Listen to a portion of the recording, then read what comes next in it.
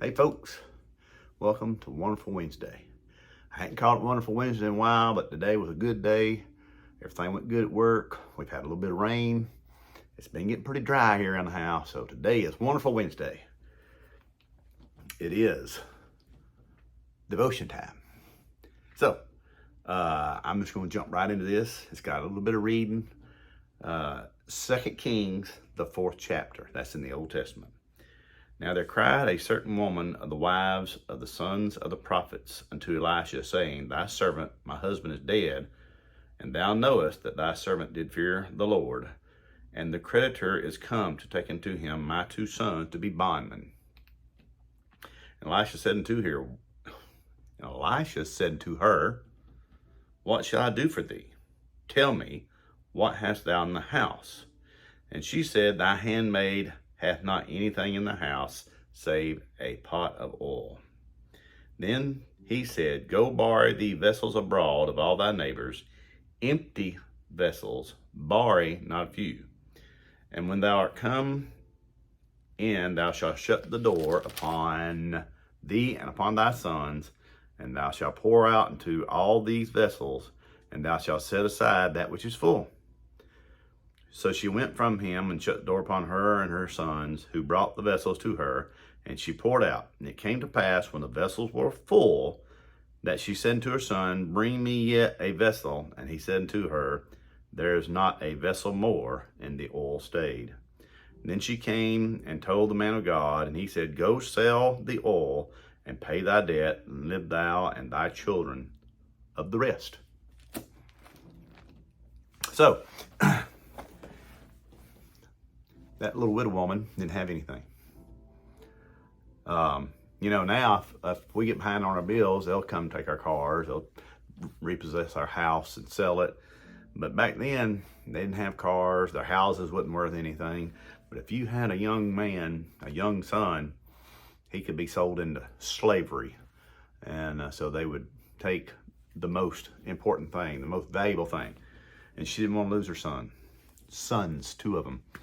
And her husband was a God-fearing man. That's what it said there. And Elisha told her, he said, What do you have? She said, I got some oil. Now, they used oil for everything back in them days. Cooking, everything. Oil was good. It was a valuable commodity. And then he told her, he said, Go borrow vessels of your neighbors, and borrow not a few. I heard a man preach on this one time, and he was an older gentleman. Well, he's still alive. But he said it was a scripture that he'd been able to preach on many times in his life. And he said because it applied to him. This man had a speech impediment. And he had a great difficulty finally professing to be called to a preacher because of his speech impediment. But then when he finally did tell his calling, nobody would preach him because of his speech impediment. So he said he finally saved up enough money and bought himself a tent and had his own tent revival. And that's how the life of this preacher started working for God. And Melvin Richards, some of you may know him, but when he gets up and starts preaching, you don't even hear that speech impediment.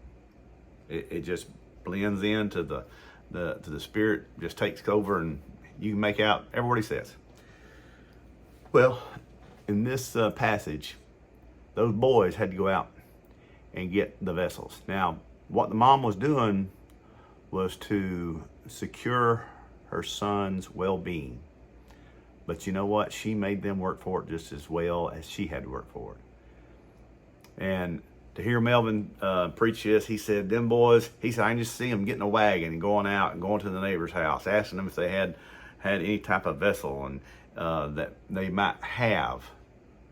I don't think they asked to borrow them. They probably said, can we have them? Big difference in borrowing something and having something. When you borrow something, you take it back, but they didn't have any intention of taking this back. And, some of the vessels may have been big. Some of them may have been small.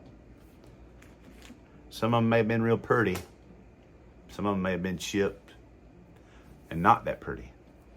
But they took everything they could get their hands on. And they went back to their mother, and she started pouring out that oil. And I feel sure, and this is the way Melvin shared it. He said, I feel sure that when they first started, they took the smallest vessels because they had no idea how long that pot of oil would last. But it kept sustaining. It kept refilling itself through God's holy power. I don't know how it did it. And he said, I bet you on towards the end, they were in a contest. They were picking out the big ones. Let's see if he'll fill this one up. Let's see if he'll fill that one up. And they filled them all up. The little widow woman filled them all up. And people, that's the way we are. We are vessels. And God is able to pour his Spirit into us that we might be able to shed the Christian light, share our Christian light to a lost and dying world. And it doesn't matter if we're a big vessel, a little vessel, if we got some rough edges, if we got some chips and cracks in us, God will pour that oil into us and we'll be a worthy vessel. So, there you have it. 2 Kings, 4th chapter, reading through, 9th verse? 7th verse. I hope everybody has a good day. If you like this, if you enjoyed this, push that like button, give me a like. Jeff Eubanks, thank you very much.